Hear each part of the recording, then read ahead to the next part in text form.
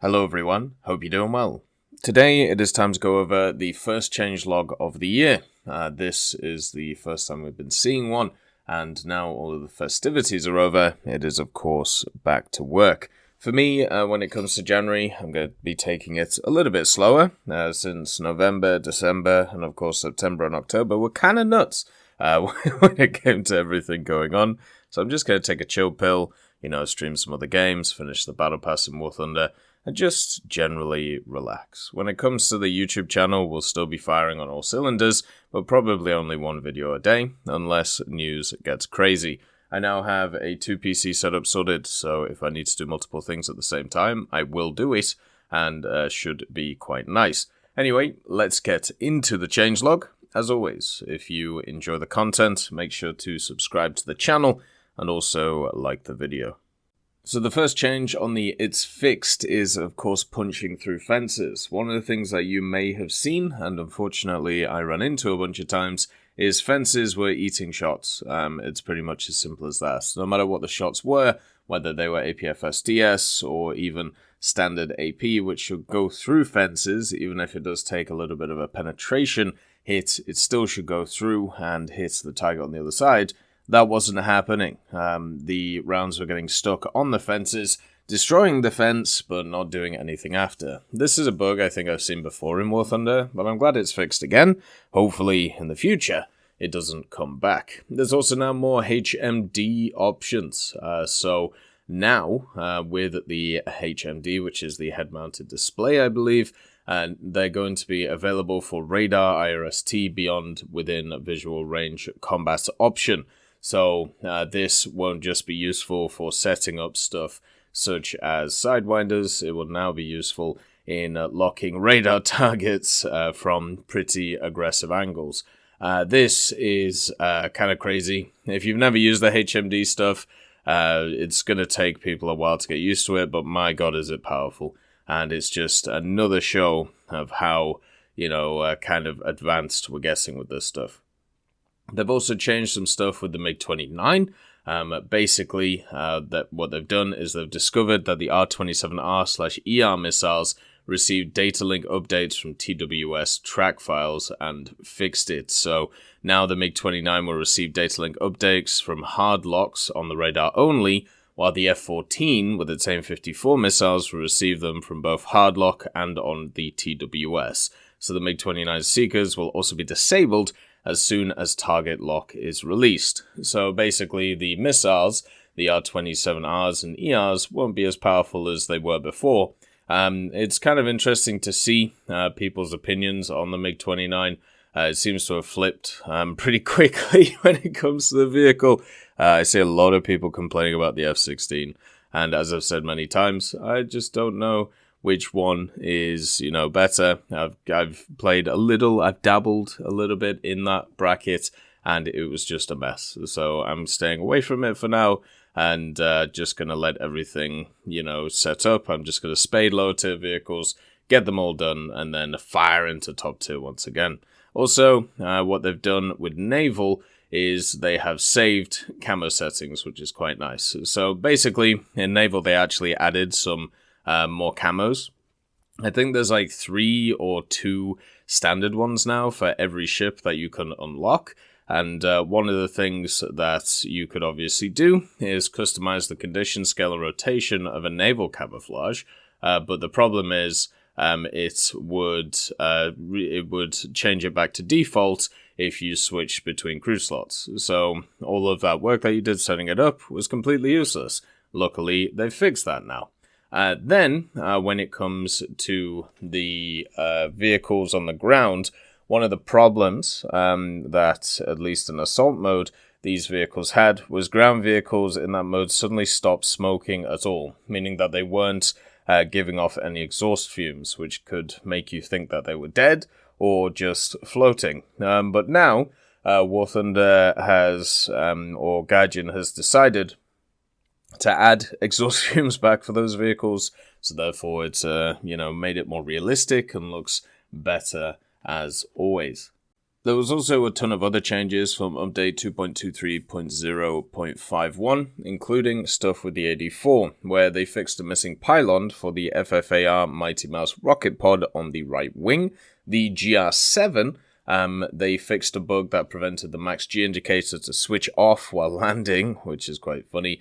The Hampton TB Mark I, they fixed a bug where the bombs mounted in the bay were first to drop.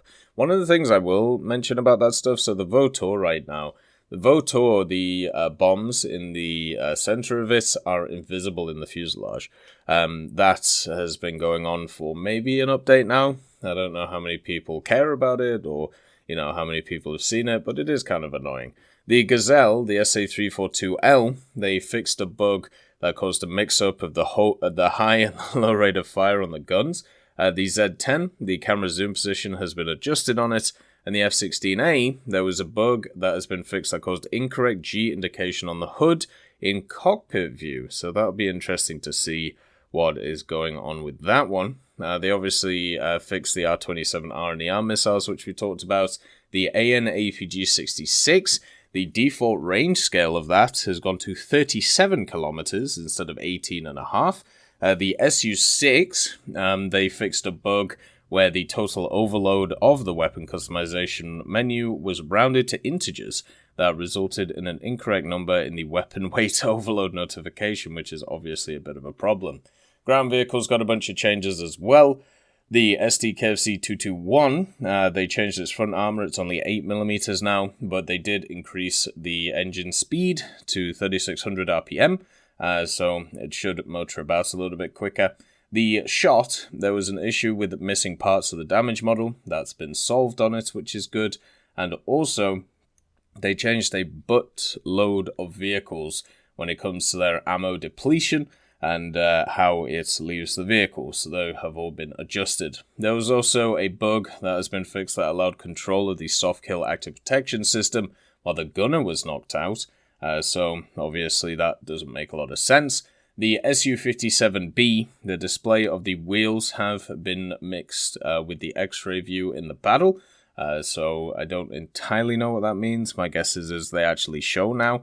The Acra, the animation of the MUC rocket in the info card has been corrected, which is, I suppose, nice. The Acra I've never liked as a vehicle. I've always struggled with it. It's never been fun to play, but some people have made it work, which is good. The Type 75 SPH, there was a bug which had underestimated the armor penetration values of the M107 PF rounds in comparison with the M107, so that's been fixed. The 2S3M had the same issue with its ZOF25RV round compared to its standard one, and the ITO 90M, the generation of the thermal integer of the gunner sight has been fixed, so now it is 3 instead of 1, so that should be a lot more powerful. Main issue with that thing is it seems to lumber around the place. It's also a huge target. The 5.56 and 5.58mm machine guns, there was a bug with missing localization of the ammo belt. That's been corrected now. And when it comes to naval, the USS Newport News, the year of the ship modification on the vehicle card has been changed. So now it's 72 instead of 62. Don't know if that'll change anything. The Latucci, the firing sector of the 3rd and 4th main caliber turrets have been corrected. I'll still point this out. There are Russian destroyers right now which are 3.7, have exactly the same firepower and also exactly the same survivability as Russian destroyers at 4.3. And it makes absolutely no sense to me, and I don't know why that is the case, but they were added in the last recent updates, and I'm wondering what I'm missing when it comes to those vehicles, because they seem to be pretty much exactly the same. So, but they're 2 BR brackets lower. I have no idea. I'm still waiting for people to see that and then kind of abuse it, but yeah, it just seems odd to me. Customization and achievements have also changed a few as well. So the Lubeck, the displaying of the deforming camouflage has been fixed. They also reset the selected characteristics of the ship camouflage. That's also been fixed, and the missing exhaust that we talked about before. The Winter Holidays hangar has also gone. It is done. finitoed, benito. All of that is finished. So we're out of the festive period and into the fire. I'm sure soon there will be more news when it comes to War Thunder, and especially stuff like the Battle Pass, because that is going to be redoing soon. And then, of course, the other update, which usually comes out in February. We'll see if there's any breaks or what they decide to do next week. Hopefully I can catch up with the pass to the devs. As always, I hope you have a wonderful day, and I'll see you next time.